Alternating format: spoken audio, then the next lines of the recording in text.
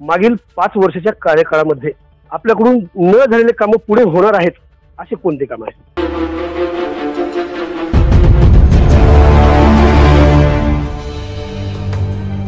मतदारसंघामध्ये अशी चर्चा सुरू आहे की सर दुसऱ्यांदा संधी मिळाली नेमकी कार्यकर्ते किंवा पुढारी किंवा तुमच्या स्वतःच्या कर्तृत्वावर मिळाली, काय सांगते?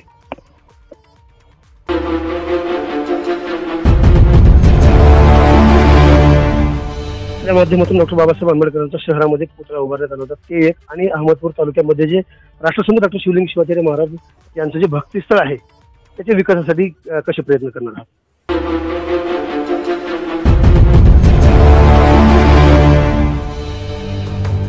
नमस्कार मित्रांनो, मी शिवाजीराव गायकवाड आणि तुम्ही पाहताय आवाज बहुजनांचा न्यूज लाईव्ह. मित्रांनो, 16 मार्च 2024 पासून राज्यामध्ये आचारसंहिता सुरू झाली आहे आणि ती म्हणजे लोकसभेच्या निवडणुकीच्या अनुषंगाने. त्याच्याच निमित्ताने मी लातूर येथे खासदार सुधाकर श्रंगारे यांच्या निवासस्थानी आलो आहे. दुसऱ्यांदा त्यांना भारतीय जनता पार्टीने लोकसभेची अर्थात खासदारकीची उमेदवारी दिलेली आहे. काय त्यांच्या भावना असणार आहेत हे मी जाणून घेणार आहे. स्वागत आहे सर तुमचं आवाज बहुजनांचा न्यूज लाईव्ह मध्ये. सर्वप्रथम दुसऱ्यांदा आपल्याला भारतीय जनता पार्टीने चान्स दिलेला आहे उमेदवारीचा, काय भावना आहे तुमच्या? मी प्रथम आदरणीय मोदी साहेबांना खूप धन्यवाद देतो. तसेच आमचे आदरणीय अमित शहा साहेब, तसे आमचे राष्ट्रीय अध्यक्ष जे पण नड्डा साहेब यांचे खूप धन्यवाद मानतो. आणि राज्याचे उपमुख्यमंत्री देवेंद्र फडणवीस साहेब आणि राष्ट्रीय अध्यक्ष बावनकुळे साहेब, महाराष्ट्र अध्यक्ष, त्यांचे खूप आभार मानतो या ठिकाणी.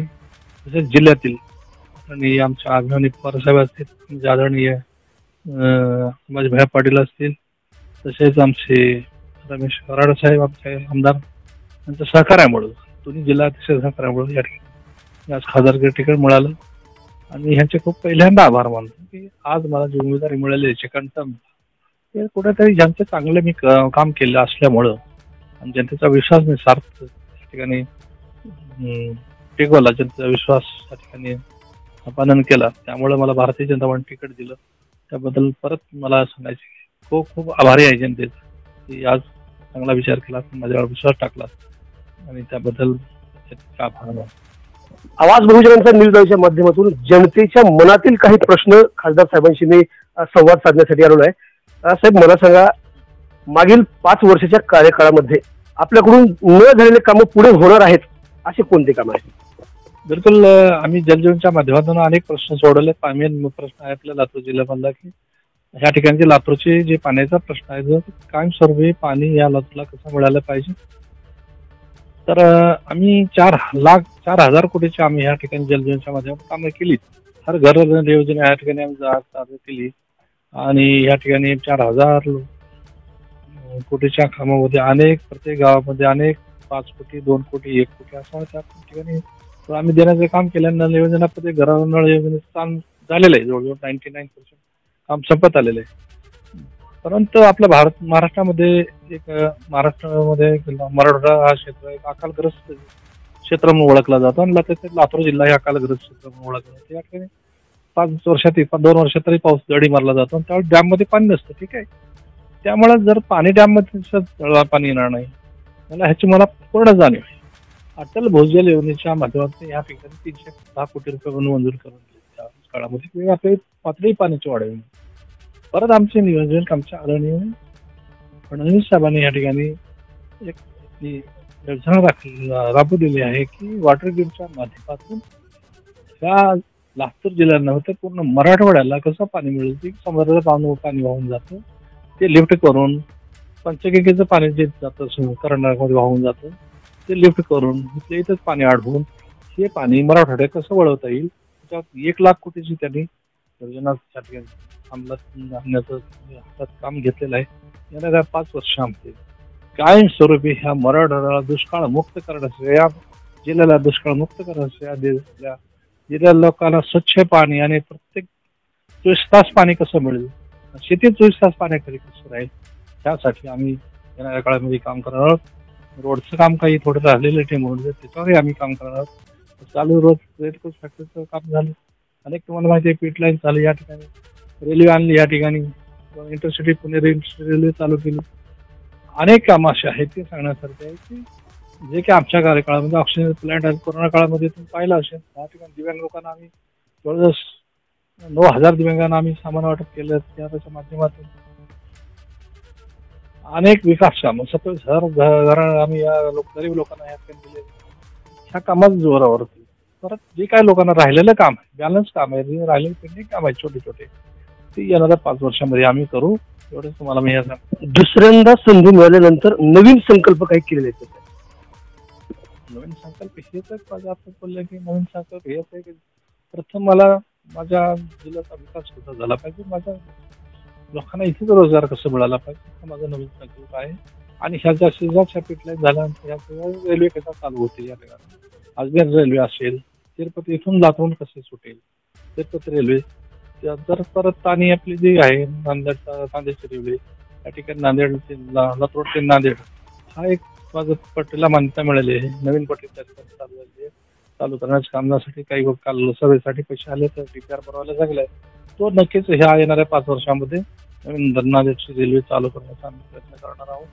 अशी बॅलन्स कामं अनेक जी काय बॅलन्स कामं शेतातील छोटे छोटे रस्ते राहिले, जैसलमेर सडक कामाचे रस्ते, चांगले रस्ते कसे सुधारायचे त्याचंही काम राहिलेलं पेंडिंग.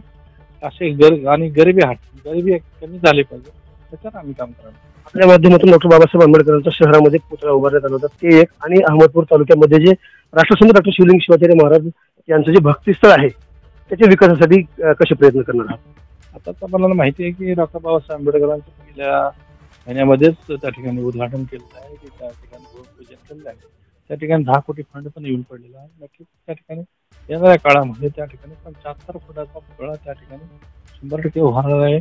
कारण फंड येऊन पडलेला आहे. फक्त आम्हाला काही ह्याच्यामुळं आता ही आचारसंहिता लागल्यामुळं ते काम रखडलं गेलं आहे. टेंडर प्रक्रिया चालू आहे आणि ते माझ्या हातात नाही राहिला. आता कलेक्टर आणि त्याच्या माध्यमातून महाराष्ट्र सरकारकडे तो गेलेला आहे. येणाऱ्या काळामध्ये माझं फॉलो घेण्याचं काम चालू आहे आणि लवकरात लवकर येणाऱ्या या वर्षभरामध्ये त्या ठिकाणी डॉक्टर बाबासाहेब आंबेडकरांचा पुतळा हा कंप्लीट झालेला दिसेल.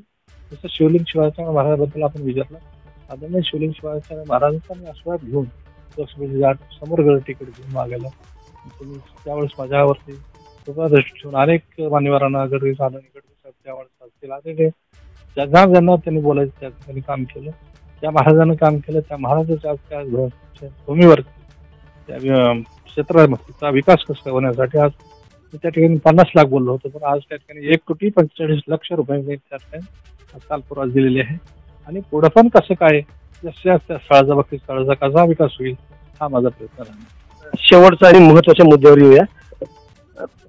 मतदारसंघामध्ये अशी चर्चा सुरू आहे की सर दुसऱ्यांदा संधी मिळाली, नेमकी कार्यकर्ते किंवा पुढारी किंवा तुमच्या स्वतःच्या कर्तृत्वावर मिळाली, काय सांगते?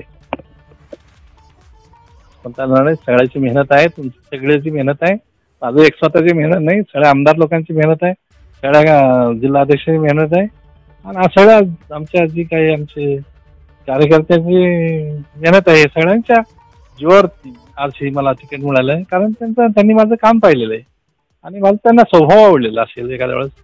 त्या सगळ्याचं ही मेहनत आहे, माझं स्वतःचं हेच नाही आहे. सगळं जनतेच्या मी जनतेला मी देऊ शकतो की तुम्ही माझं नाव रोज गेलात आणि मला पार्किंग तिकीट दिलं.